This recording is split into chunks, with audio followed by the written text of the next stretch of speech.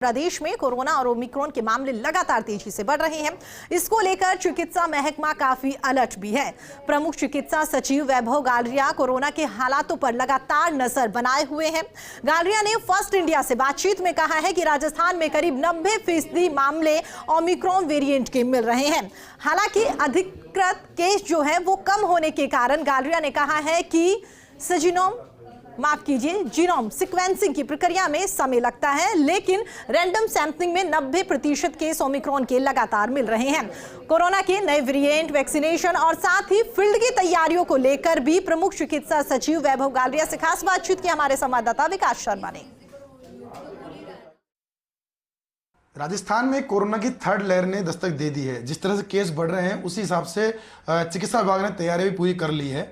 आज precaution dose पूरे प्रदेश में लगना शुरू हुई है। हमारे साथ मौजूद है प्रमुख चिकित्सा सचिव वैभव गालरिया। उनसे बात करते हैं क्या तैयारियां हैं और किस तरह से पूरा राजस्थान जो है सतर्क है कोरोना की थर्ड लहर से निपटने के लिए। सर, सबसे पहले तो आज से प्रिकॉशन डोज शुरू हो रही है, पूरे राजस्थान में प्रिकॉशन डोज लगेगी, उसके लिए क्या तैयारियां हैं, क्या ग्रास रूट पे अपन ने निर्देश दिए हैं? सर देखिए, प्रिकॉशन डोज जो है वो हेल्थ वर्कर्स, फ्रंटलाइन वर्कर्स और 60 से अधिक आयु के जो हमारे सीनियर सिटीजन्स हैं जिनको कोई भी कोमोबिलिटीज़ हैं उनको लगनी है, और इसके लिए डिटेल डायरेक्शन दी जा चुके हैं। और इसके साथ ही ये भी क्लियर किया गया है कि जो भी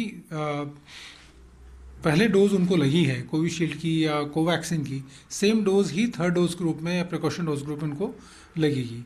एक कन्फ्यूजन ये भी कई स्थानों से आ रहा है कि क्या डॉक्टर की प्रिस्क्रिप्शन की ज़रूरत होगी क्या फॉर 60+ के लिए। तो ये भी मैंने कई बार क्लियर किया है कि डॉक्टर के रिटर्न प्रिस्क्रिप्शन की ज़रूरत नहीं है।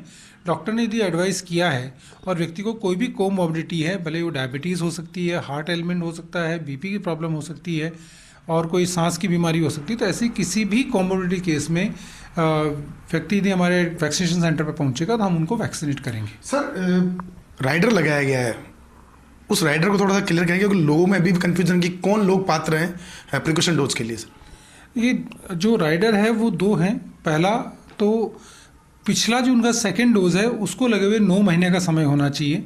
तो ये आप खुद भी कैलकुलेट कर सकते हैं और यदि आप वैक्सीनेशन सेंटर पे जाएंगे तो वहाँ के जो हमारा कोविन सॉफ्टवेयर है उसके डेटाबेस में भी ये चीज़ आपको क्लियरली मिल जाएगी। और सेकंड ये है कि आपको कोमोबिलिटी यदि है 60+ की एज ग्रुप में तो आपको मिलेगा, जिसके बारे में क्लियर कर चुका हूँ कि कोमोबिलिटी के लिए कोई रिटर्न डॉक्टर प्रिस्क्रिप्शन की जरूरत नहीं है। यदि व्यक्ति खुद पहुंचता है वैक्सीनेशन सेंटर पे और ये कहता है कि मुझे ये प्रॉब्लम है तो उसको ट्रस्ट करते हुए हम उसको वैक्सीनेट करेंगे। नहीं, लेकिन सर उसमें 9 महीने का राइडर जो वो लगेगा या नहीं लगेगा? सर उसमें नहीं, 9 महीने का राइडर दोनों केसेस में लगेगा। 9 महीने का राइडर प्रत्येक केस में, भले वो हेल्थ वर्कर है, फ्रंटलाइन वर्कर है अथवा 60+ की एज का कोमोबिलिटी वाला बंदा है, सभी के लिए 9 मंथ्स का राइडर सबके लिए है। आज सर कोरोना की थर्ड लहर आ चुकी है। जिस तरह से केस बढ़ रहे हैं, बात करें पिछले 1 सप्ताह की तो 10 गुना केस बढ़े हैं। पहला जो पीक था वो हम क्रॉस कर चुके हैं, दूसरे पीक को भी क्रॉस करने की स्थिति में।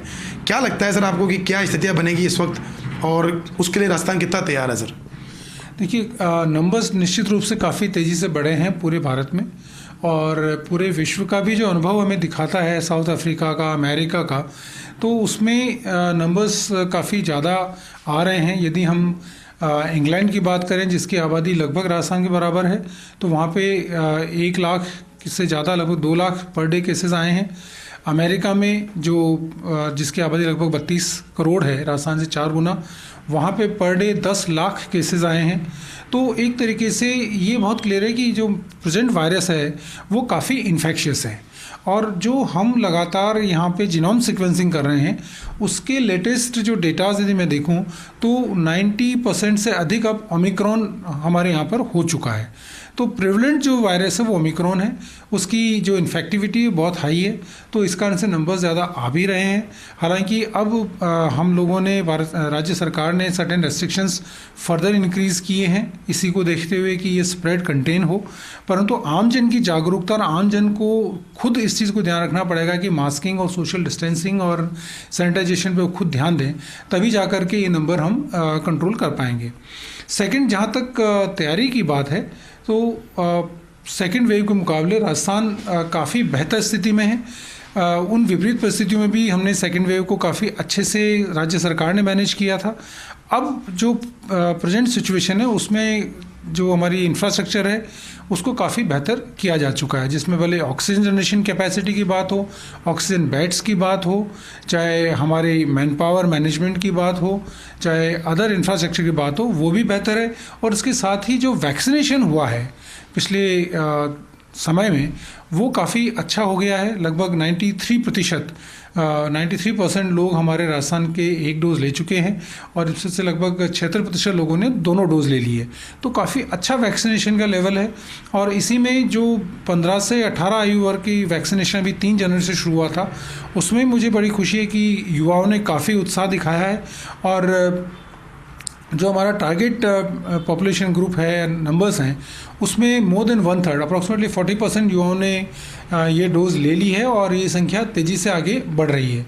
तो मैं मानता हूँ कि इन सभी जो ओवरऑल सिचुएशन है, ओमिक्रॉन की जो इन्फेक्टिविटी प्लस सीवियरिटी की सिचुएशन प्लस वैक्सीनेशन का लेवल प्लस हमारा हेल्थ इंफ्रास्ट्रक्चर की तैयारी का लेवल, उन सबको देखते हुए हम काफ़ी कंफर्टेबल पोजीशन में रहने चाहिए। फिर भी मैं आमजन से ज़रूर अपील करूंगा कि जब तक उनका सहयोग नहीं मिलेगा, भले वो वैक्सीनेशन हो, चाहे कोविड अप्रोप्रिएट बिहेवियर हो, मास्किंग हो, तब तक राज्य सरकार उतनी सफल नहीं रह पाएगी। और उनका जो आम नागरिक का रोल इस पूरी लड़ाई में सर्वाधिक महत्वपूर्ण है। हाँ सर, पिछली बार की बात करें सेकंड लहर में पीक 18,000 के आसपास पीक आ गया था।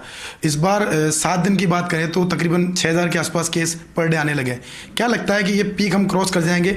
और दूसरा ये कि अगर पीक क्रॉस करते हैं तो उस स्थिति में हॉस्पिटलाइजेशन जो है वो कितने % मरीजों में हो रहा है और उसके लिए फील्ड में तैयारी हमारी कैसी है सर?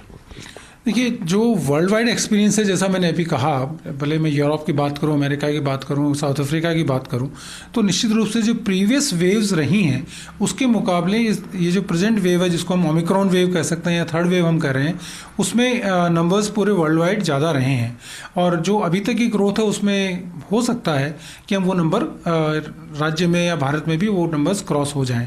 परंतु मैं ये जरूर कहना चाहूँगा कि एक तो जो हमारे एडमिशन्स हैं अभी तक, जैसे कल तक का मैं डेटा बताऊं तो पूरे राज्य में 244 हमारे कोविड पेशेंट्स थे जो एडमिटेड थे। तो वो लगभग 1 से 2% के बीच में है ओवरऑल कोविड पॉजिटिव्स के। ये काफ़ी कम है कंपेयर टू जो सेकेंड वेव में सिनेरियो था। तो उस सेंस में हॉस्पिटलाइजेशन और ऑक्सीजन पे जितने पेशेंट्स मूव कर रहे हैं अभी तक कम है। परंतु साथ में मैं ये भी कहना चाहूँगा कि ये वेरिएंट और जो वायरस है काफ़ी डाउटफुल है। कब ये अपना स्वरूप बदल ले इसके बारे में भी नहीं कह सकते। हम लगातार जो एक्सपर्ट्स हैं उनसे टच में हैं, माननीय मुख्यमंत्री जी भी लगातार उनसे वीसीज पर और चर्चा करते हैं और हम तैयारी हमारी इस सेंस में कर रहे हैं कि कोई भी परिस्थिति हो हम तैयार हैं। सर, पूरी तैयारियां भी कर ली गई है, चाहे बात करें ऑक्सीजन जनरेशन प्लांट की बात करें, चाहे और संसाधनों की बात करें, लेकिन कई जगह से ऐसी बातें सामने आ रही है कि उनका अभी तक उपयोग शुरू नहीं हुआ। आपने भी RUHS का भी दौरा किया था, जेकेलॉन का भी दौरा किया था, वहाँ पे कुछ चीज़ें ऐसी है जो अभी तक संसाधन उपयोग नहीं, उनके लिए कोई वापस से दोबारा कोई डायरेक्शन की उनकी मॉकड्रिल की जाए या उनको मतलब उपयोग जो है उनका शुरू किया जाए सर? देखिए, हमने पूरे राजस्थान में 460 से ज़्यादा ऑक्सीजन जनरेशन प्लांट स्थापित किए हैं और 18 लिक्विड मेडिकल ऑक्सीजन प्लांट स्थापित किए हैं। 40,000 से अधिक ऑक्सीजन कंसनट्रेटर्स बहुत सारे जो हमारे सारे हेल्थ इंस्टीट्यूशंस हैं वहाँ पर उपलब्ध करवाए हैं। तो जो मुख्यमंत्री जी ने हमें लक्ष्य दिया था कि गत वेव में यदि 400 मैट्रिक टन पर डे की नीड हुई है तो हमारे पास 2.5 गुना तैयारी हो, तो 1,000 metric ton per day capacity क्या ऑक्सीजन की कैपेसिटी हम लोगों ने माननीय मुख्यमंत्री जी के निर्देशानुसार जनरेट करी है। बट जो रेगुलर रिक्वायरमेंट होती है ऑक्सीजन की वो उतनी नहीं होती है।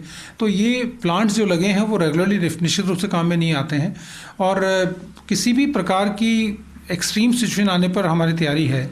तो हमने अभी ये निर्देश दिए हैं और आज और कल ये पूरे राज्य में जितने भी हमारे ऑक्सीजन प्लांट्स हैं सभी की मॉक ड्रिल की जा रही है, जिसमें इन प्लांट्स को फुल कैपेसिटी पे और फुल प्रेशर पर रन किया जाएगा और ये देखा जाएगा कि उनकी जो क्वालिटी है वो मेंटेन हो और उनका जो आउटपुट है इन टर्म्स ऑफ क्वांटिटी वो मेंटेन हो। और यदि कहीं पर भी कोई प्रॉब्लम होती है कि किसी पर्टिकुलर प्लांट में क्वालिटी डिटोरिएट होती है अथवा वो क्वालिटी मेंटेन नहीं रख पाता तो हम उसको संबंधित जो वेंडर है उससे संपर्क करके उसको ठीक कराएंगे। अभी आपने बताया कि ओमिक्रॉन के 90% केस ओमिक्रॉन के, लेकिन घोषित रूप से बात करें तो तकरीबन अभी चिकित्सा विभाग ने 400 के आसपास केस ही डिक्लेयर किए हैं। ऐसा क्यों? मतलब आप एक तरफ कह रहे हैं 90% और एक तरफ 400 केस डिक्लेयर कर पाए सर? देखिए, दो चीज़ अलग अलग है। जब हम डिक्लेयर करते हैं नंबर्स तो वो केस जिसको हम जीनोम सिक्वेंसिंग करके और NIV पुणे से कंफर्म करके हम कहते हैं कि हाँ इस पर्टिकुलर पेशेंट में जो वायरस है वो ओमिक्रॉन है। तो ये तो हुआ स्पेसिफिक जो नामजद जो संख्या आती है उसकी मैं बात कर रहा हूँ। दूसरा होता है कि लार्जर डेटा में हम प्रिवलेंस को कैसे देखते हैं।